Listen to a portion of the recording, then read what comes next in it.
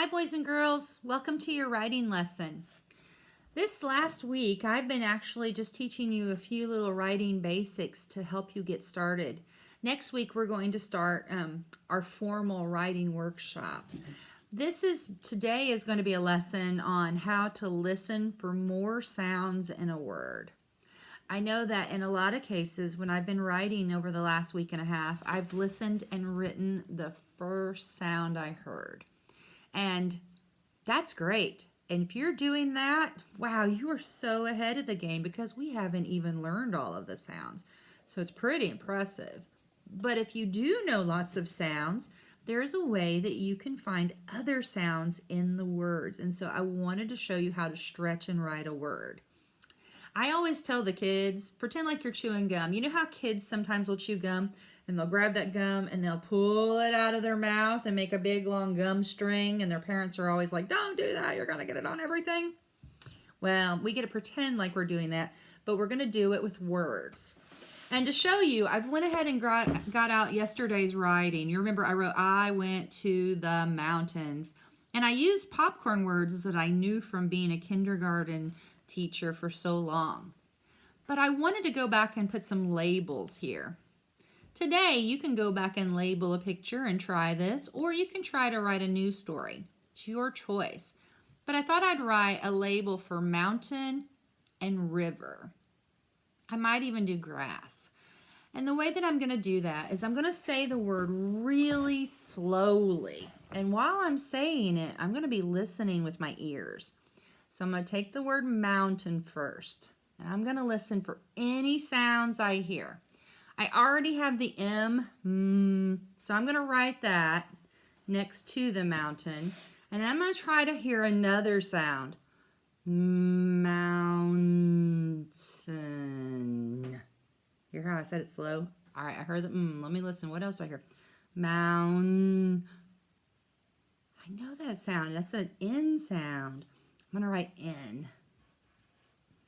All right, now I'm going to say it slow again. I'm going to see if I can hear what's after the N sound. Mount. We've learned that sound. That's a T. I'm writing that. Mount. That's that N sound again. So look, I labeled mountain. I wrote the sounds I heard in mountain. Now, is that perfect? That's not. I already know that's not perfect. But you know what? It's perfect for a kindergartner. In kindergarten, we have to learn to write by practicing. And so what you're doing is you're practicing hearing sounds and you're writing on the paper what you hear. I don't expect you to be perfect. As a matter of fact, if you were, then I wouldn't have a job because you wouldn't even need me if you were perfect. So I'm okay with this writing.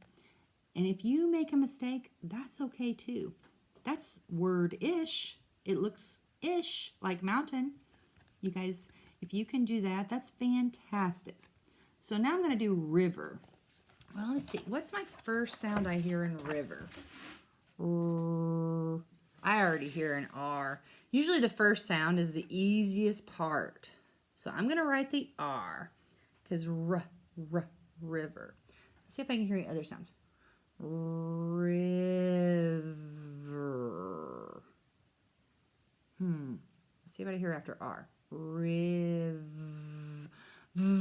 That's a V sound. I'm going to write that. I hear that. River. That's that R sound again. Wow. R-V-R. River. And that's the last sound I hear.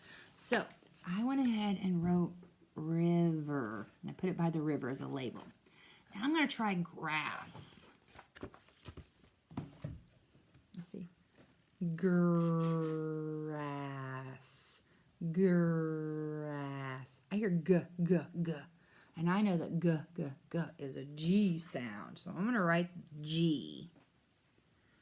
Let's see if I can say it slowly and hear what comes after the g sound. G, r. I hear another R sound there. Grr, grr, ah, ah. That's that A sound. We learned that one already. grass. I hear the S sound, like in snake. So, if I show you what I did, I wrote all the sounds I heard and labeled mountain, river, grass.